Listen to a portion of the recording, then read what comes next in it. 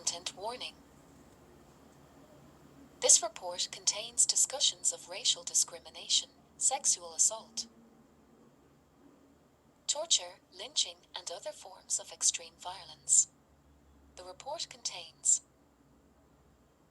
unedited historical quotations and photographs of white supremacist hatred, torture, lynching, autopsy, and other forms of graphic violence. Violence against black homeowners. To stifle and reverse black advancement was perhaps most evident in the attacks on black homeowners during the 1940s. Black migrants were able to afford homeownership. White supremacist backlash grew. 487 The Ku Klux Klan sought to promote segregation and prevent the integration of black residents into white neighborhoods. 488 Violence against black homeowners in California peaked in the 1940s. 489 The KKK mainly relied on arson and physical attacks on homeowners to intimidate people of color from buying in majority white neighborhoods. 490 This practice dates back to 1909, when white Pasadena residents set fire to the homes of black arrivals in the neighborhood. 91 Full of a growing black population, and emboldened by the silence and cooperation of police and government officials, KKK initiated a new wave of violent activity in the late 1930s and 1940s to stem the influx of black populations, or to keep black people entirely out of white communities. 115. 3. Racial terror. This violence was thoroughly racist. The violence against black homeowners was not caused by concern over a lower social class of neighbors, as the black homeowners were often of a higher occupational and social status than the white attackers. 492 Similarly, when black homeowners moved into a neighborhood, they took better care of their homes and lawns than their white neighbors. 493. Murder of O'Day Short, a refrigeration engineer, is emblematic of the racial terror perpetrated against communities during the 1940s in California. After he and his family moved into the white neighborhood of Fontana in 1945, Short was threatened by police, and a local vigilante group said it wanted the Shorts out of the neighborhood.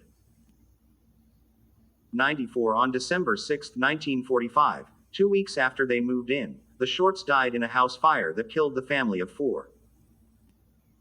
195 As with much of the violence against African Americans, state officials failed to hold anyone accountable for the murder, and inexplicably blamed the fire on the Shorts. 496th and California Attorney General Robert W. Kenney investigated the murder, but the report failed to confirm that vigilantes caused the fire or that there was any vigilante activity in the community. 497 The NAACP called the report a whitewash. 498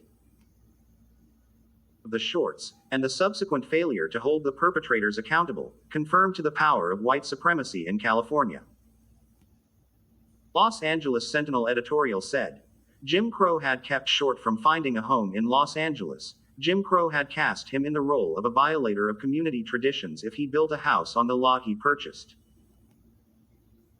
Had warped the sense of duty of deputy sheriffs to the extent that they themselves had joined in a plan to deprive an American citizen of his constitutional rights. All the Shorts are dead. Jim Crow is alive. 499. Months following the explosion at the Shorts' home, black homeowners were increasingly under attack by the KKK in Southern California. 500 For example, the KKK staged a comeback in Big Bear Valley focused on restrictive covenants, violence, and cross burnings. 501 The KKK's stated goal was to achieve a 100% Gentile community. 502 Coercive sterilization.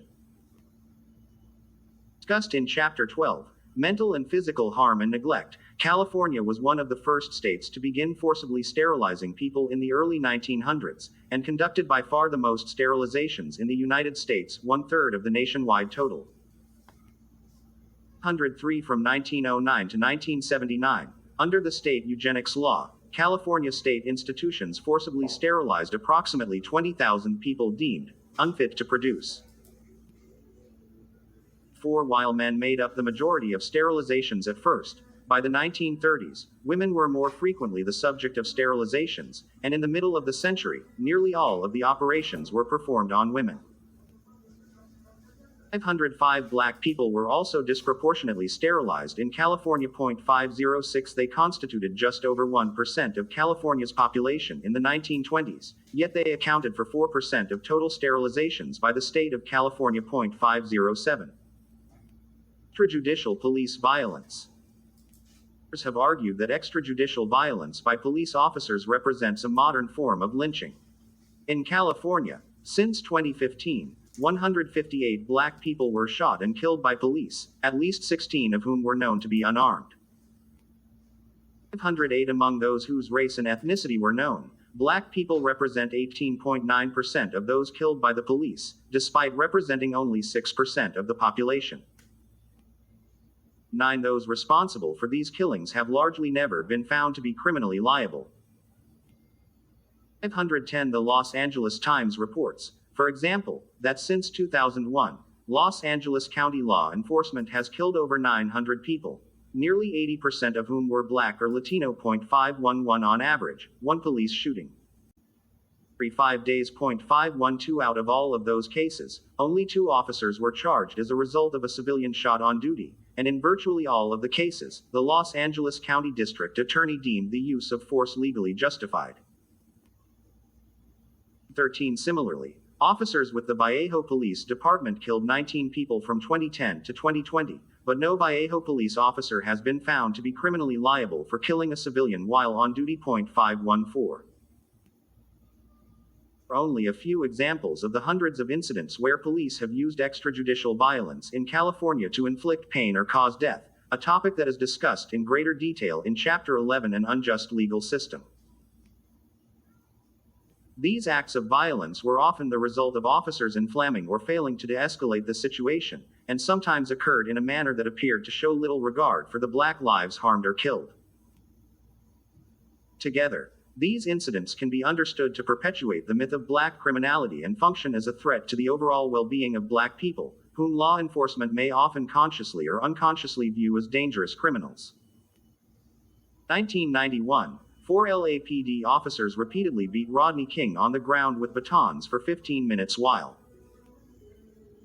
a dozen officers stood by and watched. 515 He was unarmed. 516 The officers had used racial slurs to refer to King over the LAPD communications systems. 517 The officers who committed the beating, 3 of whom were white, were acquitted, which sparked local unrest. 518 1998, 4 officers were called to help Tyisha Miller, who had herself in the car and fallen asleep. 519 When the officers failed to wake her from outside, they broke her window, grabbed the firearm that was sitting in her lap. 520 That caused Miller to bolt upright, and the officers shot her out of fear, firing 24 bullets and shooting her 12 times in the chest. 521 While the officers were fired, the U.S. Justice Department's Civil Rights Division, as well as the California Department of Justice, which was conducting a civil investigation into the police department as a whole, declined to bring charges against the individual officers. 522 Years Day 2009, Bay Area Rapid Transit Police officers responded to a report of fighting on a 523 One officer pinned Oscar Grant down with a on his neck. 524 While Grant was lying face down, the other officer purportedly mistook his gun for a taser and shot Grant. 525 The officer who shot Grant was convicted of involuntary manslaughter. 526 For 2013, Tyler Damon Woods was shot by police while on his knees after fleeing a traffic stop. 527 The officers believed he was armed, which was inaccurate, and shot at Woods approximately 39 times. 528 19 bullets hit him, 6 of which were each individually enough to kill Woods. 529 The police continued to shoot him, claiming he exhibited superhuman resilience. 530 2019, Vallejo police responded to a wellness request for Willie McCoy, a 20-year-old black man who in his car in a Taco Bell parking lot. 531 6 officers surrounded the cars when McCoy started to wake up. 532 The police claimed that McCoy was reaching for a firearm, which did not appear to be supported by the police video, and 6 police officers fired 55 shots at McCoy, killing him. 133 All of the officers involved in the shooting returned to their regular duties. Family said McCoy was executed by a firing squad. 534. August 2020, the Los Angeles County Sheriff's Department stopped Dijon Kizzy for riding a bike the wrong side of the road and splitting traffic. 535 Kizzy refused to stop, abandoned his bicycle, and fled on foot. 36 The sheriff's office claims that deputies fired when Kizzy reached back to pick up a gun he dropped, but video evidence appears to contradict this claim. 537 An independent autopsy concluded that Kizzy was struck 15 times by two deputies, 19 rounds .538 after they fired. The deputies called for backup, and Kizzy bled to death on the street. .539. 17. Racial terror. There have also been incidents where law enforcement officers in California have participated in racist, nativist, and sexist social media activity online, showed white supremacist sympathies, or worse, systematically carried out attacks against minority members of the community. 140 In the 1990s, a federal district court found that a group of deputies in the Los Angeles County Sheriff's Department, known as the Linwood Vikings, was a neo-Nazi, white supremacist gang that engaged in terrorist-type tactics with the knowledge and acquiescence of their superiors. 541 The court found that these gangs committed systemic acts of shooting, killing, brutality, terrorism, house trashing, and other acts of lawlessness and wanton abuse of power, particularly against Latinos and Black people. 42 In 1996, the Sheriff's Department paid $9 million in fines and training costs to settle the matter. 143 Despite that settlement, according to independent reports, law enforcement gangs still allegedly thrive in low-income, high-minority areas of Los Angeles, where they have allegedly committed excessive force against minority members of the communities, using racial epithets while doing so. 544. B. Legacy: Devaluing Black Lives. Discussed above, racial terror played a critical role in white efforts to subjugate Black people to an inferior economic, political, and social stature and maintain the caste structure that was established during enslavement. Such racial terror has contributed to many racial inequities in America today. 145 While Black communities have remained resilient in the face of numerous structural, social, economic, and political barriers, the threat of racial violence continues to harm African Americans. 546. Justice. Of the Ku Klux Klan's infiltration of law enforcement continues today. Enforcement officers in at least 14 states, including California, have been tied to white supremacist groups and far-right militant activities. 547 Advocates and scholars have argued that police killings of unarmed Black people should be understood as the modern-day equivalent of lynching. Threat of lynching controlled African Americans. The threat of murder by police imposes controls on the lives of African Americans. Some Black parents feel compelled to educate their children early on about how to interact with racialized targeting by the police. 548 As was the case with lynchings, those involved in these extrajudicial killings are only rarely held accountable for their actions. 549 During enslavement, in order for white enslavers to control Black enslaved people, and perpetuated through lynchings, the racist myth that Black people are criminals continues today. Discussed in Chapter 11 An Unjust Legal System, this myth of Black criminality still contributes to racial disparities between Black and white Americans in arrests, convictions, and imprisonment. 150 The death penalty, which scholars argue is a vestige of racialized violence against African Americans, also discussed in Chapter 11 An Unjust Legal System, disproportionately kills African Americans. 51 Death penalty lawyer Stephen B. Bright argues that capital punishment in the United States is so thoroughly compromised by bias and racial disparities that it must be understood as a direct descendant of lynching. 552. Effects. Violence and terror targeting African Americans has directly destroyed Black wealth, which has a compounding effect over time to prevent African Americans from amassing more wealth and thus contributing greatly to the wealth gap. 153 The disparities are stark. White Americans have 7 times the wealth of African Americans. 554 Although black people make up nearly 13. The U.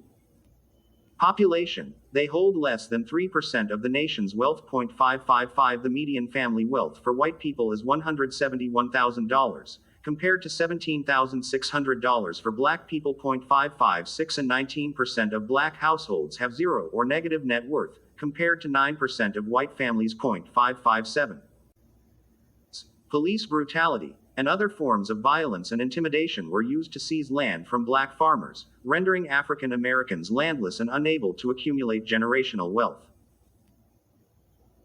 558 Although black farmers collectively increased their land holdings at a greater rate than whites between 1900 and 1920, black farm owners lost 57% of their land, whereas white farm owners lost 22% of their land, from 1900 to 1978. 559 Similarly, rates of black homeownership have stagnated and declined. 1909, 36% of black residents of Los Angeles were homeowners before the implementation of policies and carrying out of violent acts designed to prevent black homeownership. 560 By 2021, the rate of black homeownership had declined to 34%. 561 Violence by the Ku Klux Klan, buttressed by the support of law enforcement, real estate brokers, and federal loan programs, paved the way for segregated neighborhoods with unequal city services for black neighborhoods. 162 In Los Angeles, for example, black residents were pushed to neighborhoods like Watts, while the city stopped running streetcars that would have transported black workers to shipyard and aircraft jobs in other parts of the city, limiting black employment opportunities. 163 Even though KKK activities declined after the 1940s, the KKK had already succeeded in restricting black opportunities for wealth and homeownership at a time of significant economic opportunity after the end of World War II. 564 1968 Fair Housing Act made violence to prevent neighborhood integration a federal crime, and the U.S. Department of Justice prosecuted several cases. Frequent attacks on African Americans attempting to move into predominantly white areas continued into the 1980s, with 130 cases of move-in violence in 1989 alone. 565 Not until the late 1980s were a majority of these crimes prosecuted. 566 The broad lack of enforcement sent a message that these crimes were tolerable, which emboldened perpetrators to continue their violent actions. 567 On health and family life. Racial terror, past and present, has also resulted in transgenerational trauma for African Americans. Black families and communities were profoundly affected by lynchings. 168 The constant threat of lynching affected interpersonal interactions. 169 Family members of victims could not obtain justice out of fear that they too would be lynched, and they were often frightened to even attend a funeral of their lynched loved one. 570 Images of mutilated bodies on public display or dragged through the streets traumatize the psyche of African Americans. 171 These images left an especially indelible impression on black children, framing their view of the world as a dangerous and unpredictable place, and causing lifelong damage, including sleep disturbances, flashbacks, and emotional detachment. 572 Psychological traumas have extended across generations. Violence has reinforced white supremacist cultural and institutional systems, while the arbitrary nature of lynching socialized black people to understand that any act of perceived insubordination could be a matter of life or death. 173 In this way, racial terror was a powerful tool for social, educational, and political control, as it encouraged black people to change their own behavior and avoid opportunities for advancement, lest they risk being the victim of violence. 174 African Americans continue to experience the effects of trauma induced by racial terror today, including heightened suspicion and sensitivity to threat, chronic stress, decreased immune system functioning, and greater risks of depression, anxiety, and substance use. 575 History of racial terror has influenced the use of violence by both white people and black people in the present day. 176 For example, In Mississippi and North Carolina, studies show that black people are killed at a higher rate in counties that had more lynchings and anti-civil rights violence. 577 The legacy of racial terror encourages vigilante violence among white communities. 578 And, in black communities, the government's failure to protect African Americans from lynching has fostered the use of violence for self-help. 179 As a result, criminologists have linked higher rates of black involvement in crime with the violent racial subordination of African Americans. 580 Of mutilated bodies on public display or dragged through the streets traumatize the psyche of African Americans. Images left an especially indelible impression on black children, framing their view of the world as a dangerous and unpredictable place, and causing lifelong damage. 19. Chapter 3 Racial Terror. Conclusion.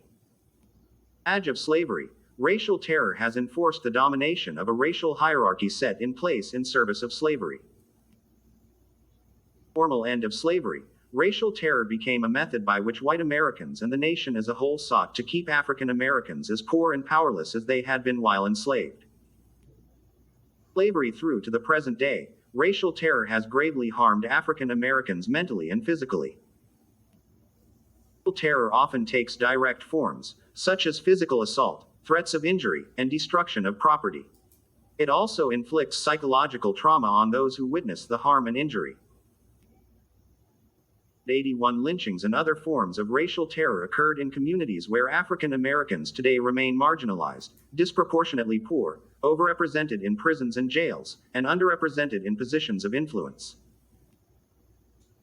Experience of surviving mass violence creates insecurity, mistrust, and alienation, psychological harms that were amplified by the dangers inherent in navigating Southern racial boundaries. 182 lynchings in the American South were not isolated hate crimes committed by rogue vigilantes. Lynchings were targeted racial violence that formed part of a systematic campaign of terror perpetrated in furtherance of an unjust social order. Public memory compounds the harm of officials' complicity in lynching and maintains the otherness of black people. 583. The same is true of other forms of racial terror such as mob violence, torture, extrajudicial violence, sterilization and sexual violence, and economic and politically influenced terror. Racialized terror is woven into the fabric of America, and although many racial groups have been victims, perhaps no racial group has been targeted more than African Americans. Violence of enslavement to contemporary police killings, both actual and threatened violence against African Americans has functioned to establish and maintain white supremacy. 184 Federal, state, and local governments have been complicit in the infliction of terror through silence, failure to hold the perpetrators accountable, and even on some occasions, endorsement of the actions. California is no exception. The state, its local governments, and its people have played a significant role in enabling racial terror and its legacy to persist here in California. Tactics of white supremacy at any time in history are simultaneously overtly violent and subversively traumatic for African Americans. Terror remains the constant backdrop and tool for other forms of discrimination intended to exert control of African Americans, from redlining and segregated schools to disparate healthcare and denial of bank loans, that has prevented many African Americans throughout history living a dignified life of equal opportunity.